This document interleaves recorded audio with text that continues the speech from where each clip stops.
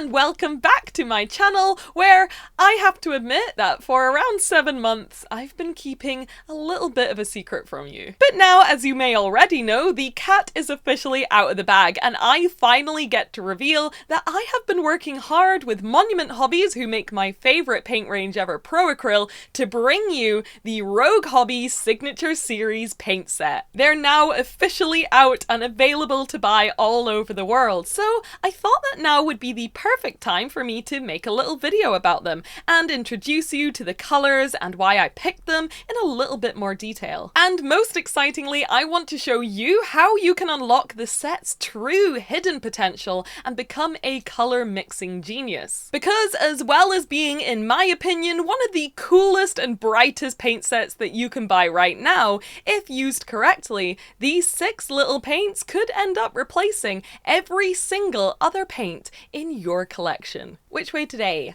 This way. Whoosh.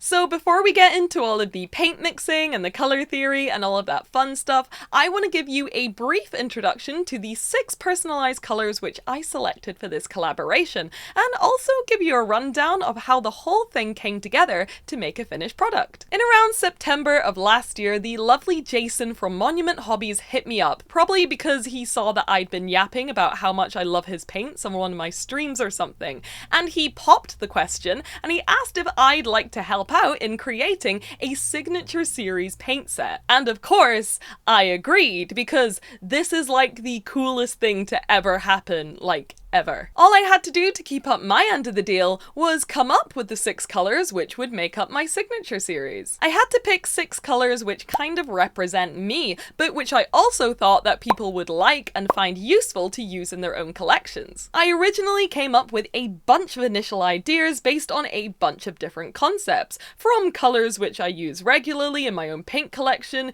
to entirely goblin themed colours, and even colours which I find myself mixing all the time and that I just wanted to be singular paints. Eventually, after a ton of playing around with my own paint collection and mixing my perfect colours and a lot of back and forth between me and the Monument Hobbies team, we narrowed down my selection to just 6 paints. After that, it was out of my hands, and it was up to the awesome people at Monument Hobbies to get to work magically mixing up and exactly matching my carefully curated colours in their factory so that my hand-selected signature series could become something which you can walk into a shop and buy all over the world. And now the magic has worked, and those 6 paints are available to buy everywhere, both individually or as an entire set. If, like me, you're in the UK or Europe, then you can get them via Element Games, and if you're from the USA, you can get them directly from our friends Monument Hobbies. And if you head down to the description box for this video, then you will find an affiliate link for both. But first, allow me to introduce you to each of the Rogue Hobbies signature series paints. Yay! Let's start with one of my favourites in the set,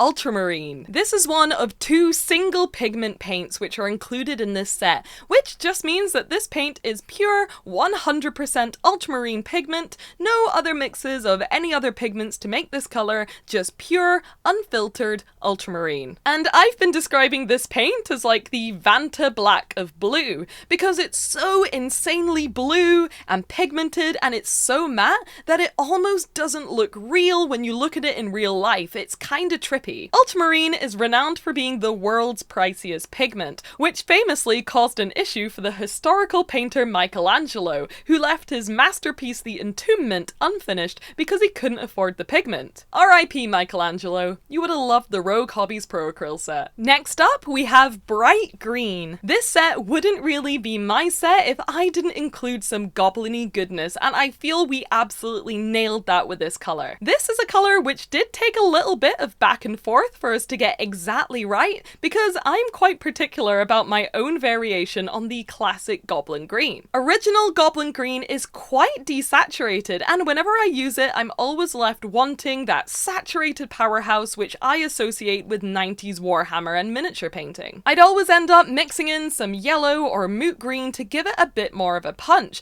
and now I don't have to, because this paint is exactly what I've been looking for. It's a perfect and simple beautiful bright green. Now for another one of my favorite colors in the whole set, dark hot pink. This paint has a hilariously sexy little name that the pigment definitely lives up to, and this is another color which I had a very specific vision for. Dark hot pink is deep and rich and highly saturated and reads as almost fluorescent without sacrificing any of the pigment and coverage. Bright and saturated pinks seem to be the world's hardest kind of paint to make, and I've spent the last 10 years collecting everything from contrast paints to pen refills to try and find the perfect one which is saturated and bright, but also not weird and transparent and gel-like. And I'm happy to say that this one has ended my years of searching for the perfect pink.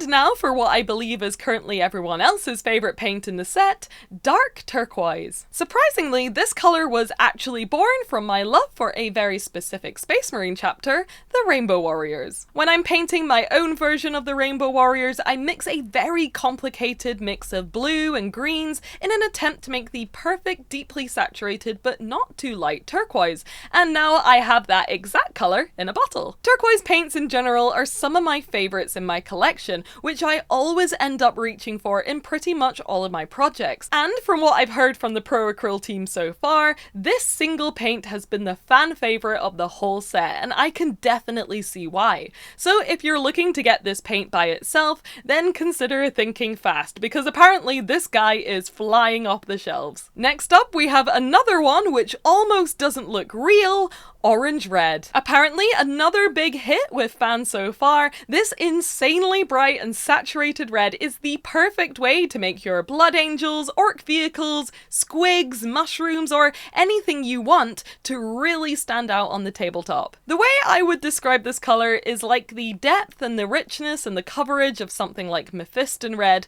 but with this incredibly saturated little hit of orange mixed in. And even though it's called orange red, I definitely describe this colour as just the most pigmented and saturated red that you can possibly achieve before it starts to turn orange. And finally, the paint which is so bright that my cameras are actually struggling to pick it up, bismuth yellow. This is the second single pigment paint in the collection alongside ultramarine, and this paint is 100% bismuth yellow pigment. And I think it may now be the brightest paint that I own. Bismuth yellow is commonly known as acid or lemon yellow, and is another pretty pricey pigment, so thanks again Pro Acryl for giving us another little bit of colour luxury. As you can see, this paint really packs a punch, and I've been using it loads for very vibrant edge highlights due to its brightness and opacity. But bismuth yellow is also renowned for being one of the best pigments for tinting other colours,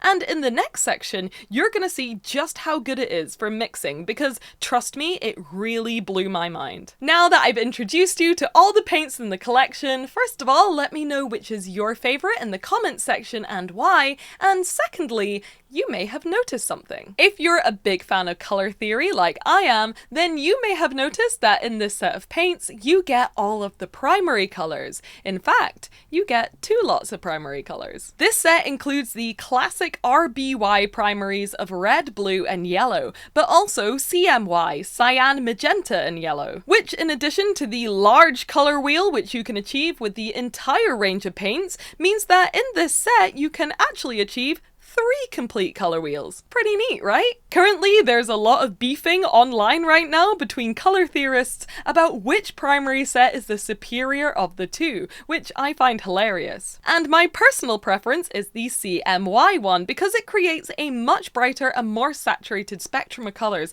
as you can see here when we compare the 2 wheels next to each other. And yes, in theory, this means that you should be able to make every colour in existence using this set. But I know not everyone has time for that, and not everyone has time to remember extremely complicated paint mixes which are even harder to replicate. So I want to introduce you to some of my favourite new colours which you can make by just mixing 2 of my signature series paints together. Neon green or chartreuse, which is made with bismuth yellow and a little bit of turquoise. It's essentially the brightest and most acidic green it's possible to make.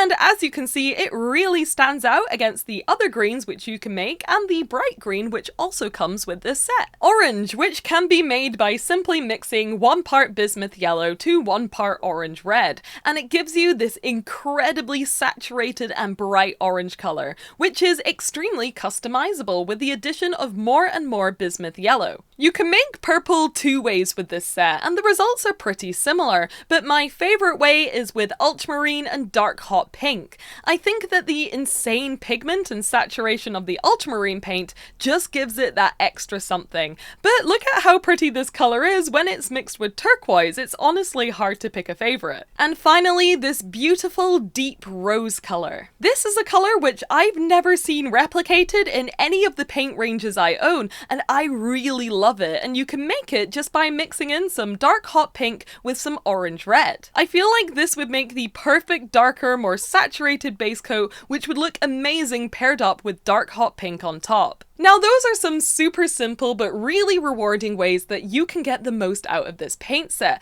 but what I really want to do is see just how far we can push these 6 colours. And I know what you're thinking, in order to make every single colour in the world, we're gonna need 2 extra paints, but don't worry because those paints are black and white. Which, whilst not included in the kit, I'm sure everyone has kicking around somewhere, and the addition of black and white means that we can now control the values of our colours, meaning that we can add white to make them lighter and black to make them darker. Which now means that in theory, I should be able to replicate any paint in existence, so let's pick a few at random to see if it's possible. The first one I wanted to try and match is Corn Red, which is one of my favourite paints, so I was a little bit biased here. And even though the red I'm using is slightly more orangey yellow toned, the Corn Red duplicate turned out pretty damn close. Cabalite Green turned out pretty close too, and looking at it now that it's dried down, I think it just needed a tiny bit more green in the final mix,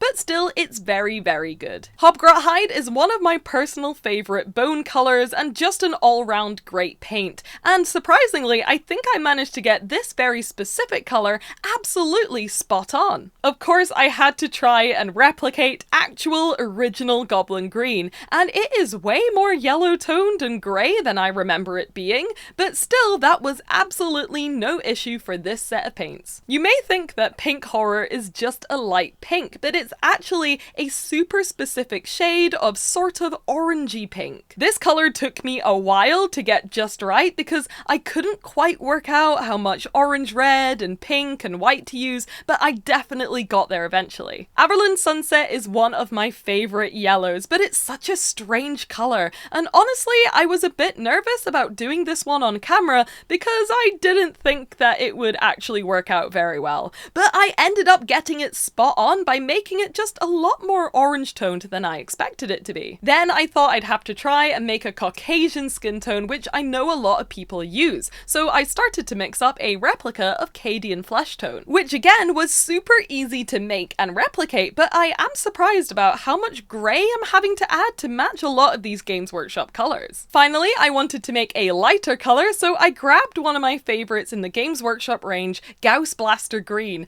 and I know I said I was going to pick out colours at random, but I think my brain automatically went to some of my favourite colours, so apologies about that. Anyways, it turns out that Gauss Blaster Green is just bright green with a bunch of white added to it, so yeah, I thought that one would be a lot harder, I don't know. All in all, I'm honestly super shocked and surprised at just how closely I managed to replicate a bunch of the Citadel paint range with just my 6 paints, plus black and white. I had loads of fun doing this little exercise, and I really like colour matching and colour mixing, and I kind of want to keep going just to see how many paints I can make just using my signature series. And also these guys. Yay. Since I got these paints a few months before everyone else, I've been secretly using my signature series in my day-to-day painting for quite a while now. And I'm glad to say that the colours I selected have become pretty integral to my daily rotation, and they're now in the same tier as those paints which never really end up leaving your desk. And since they've been released in the USA, I have been absolutely blown away